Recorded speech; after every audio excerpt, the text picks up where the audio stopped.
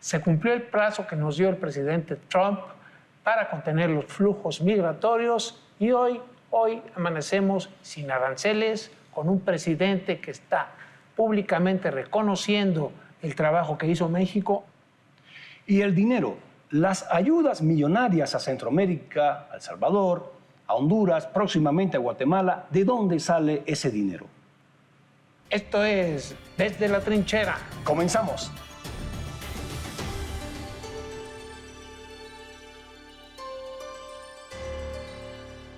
El pasado 6 de septiembre se cumplió el plazo que nos dieron en Estados Unidos para contener los flujos migratorios.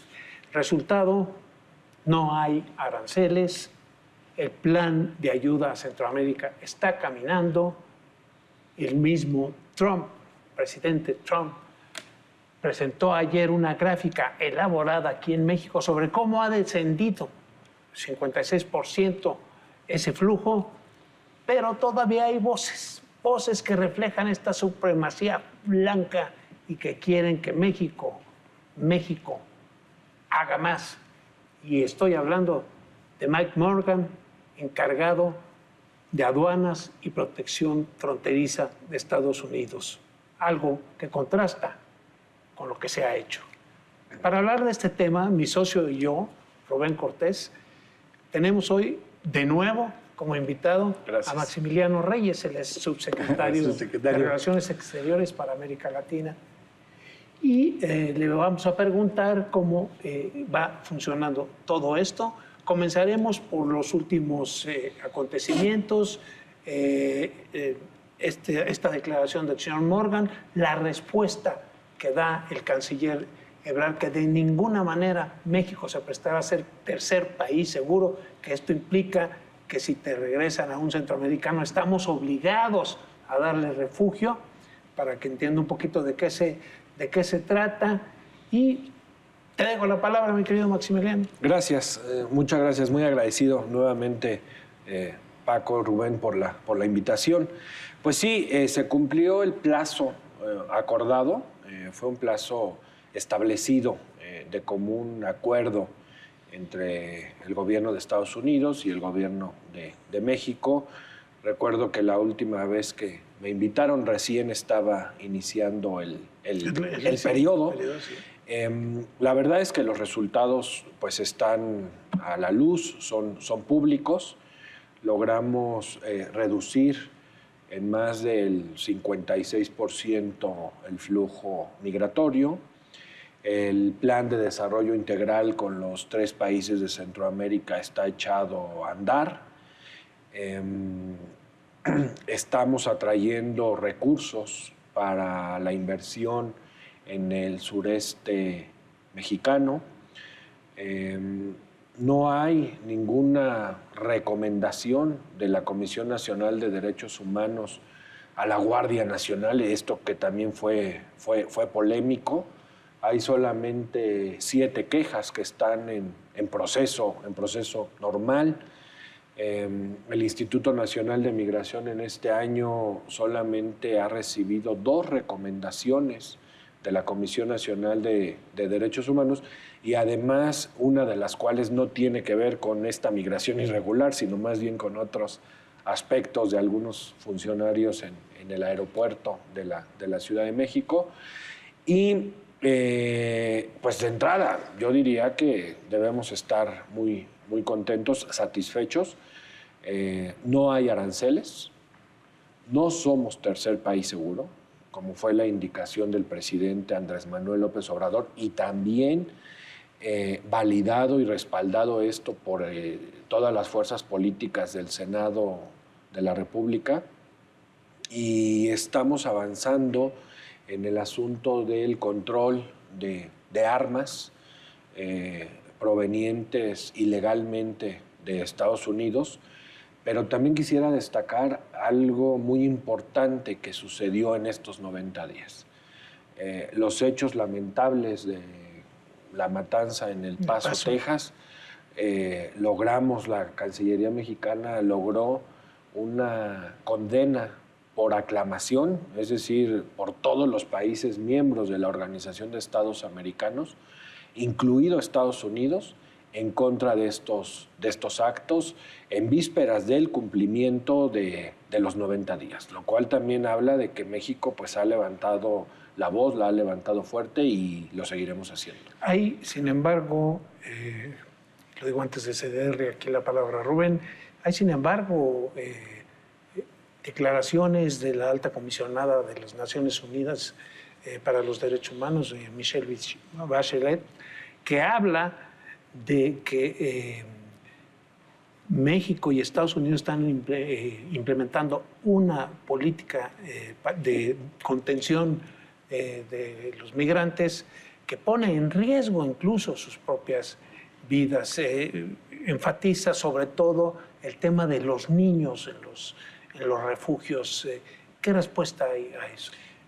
Mira, la verdad es que las declaraciones nos sorprenden, porque además cuando vino ella hace como 45, 50 días, se le mostró, se abrió todo a sus ojos y no hubo una declaración así.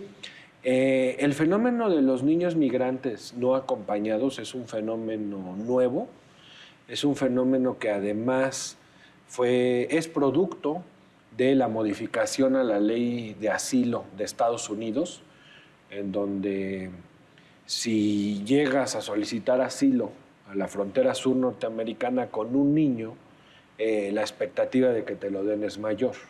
Entonces mucha gente en Centroamérica empezó a prestar a sus hijos para que los familiares o los amigos pudieran obtener eso, ¿no? Y luego llegaban, lo conseguían y los dejaban. En México, con el DIF, con el Sistema del Desarrollo Integral de la Familia, estamos atendiendo eso puntualmente. Las imágenes han sido más dramáticas en el lado norteamericano, donde incluso motivó una visita de la Comisión Interamericana de Derechos Humanos reciente a los centros de detención de Estados Unidos en la frontera con México.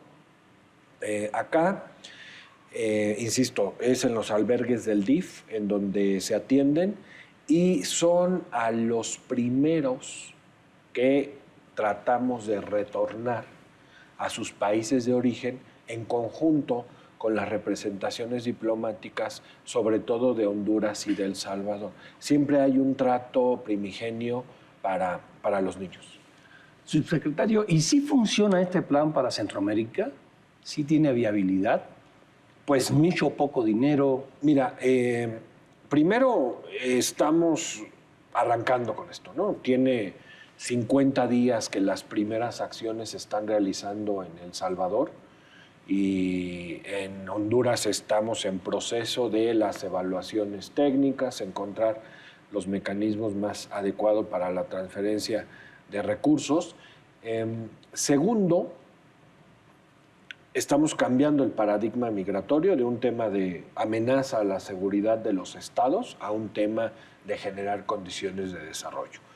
Nosotros pensamos en este momento que los mensajes y las acciones que los migrantes han visto que México en conjunto con El Salvador y Honduras están realizando allá, sí están dando resultado y están generando una expectativa que les está haciendo por lo menos esperarse a ver qué es lo que va a pasar antes de decidir salir ya.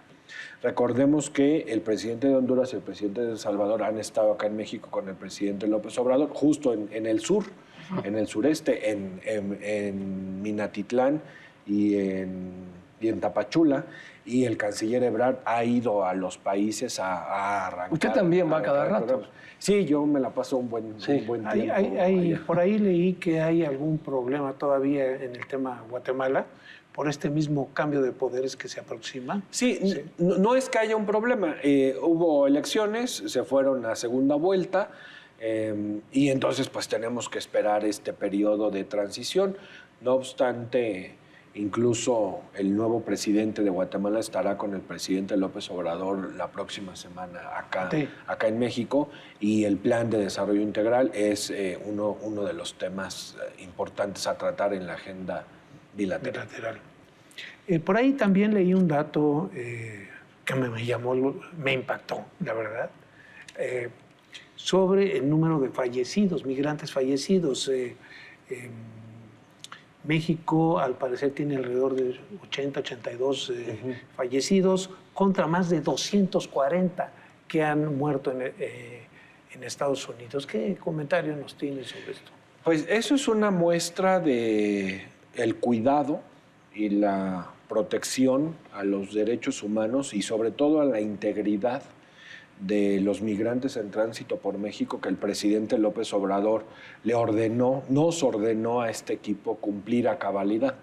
El asunto de la participación de la Guardia Nacional, que siempre ha sido polémico, tenía dos propósitos fundamentales y eso lo hemos recalcado siempre. El primero, cuidar la integridad y la vida de los migrantes en su tránsito por México. ¿Y cuidarlos de quién o de qué? De la delincuencia organizada y de los traficantes de personas. Porque evidentemente al apretar a los traficantes, pues iba a haber alguna reacción y la reacción siempre es contra la población más vulnerable. Hasta $7,000 por persona para cruzar por México. Y segundo, un efecto disuasivo a la migración irregular.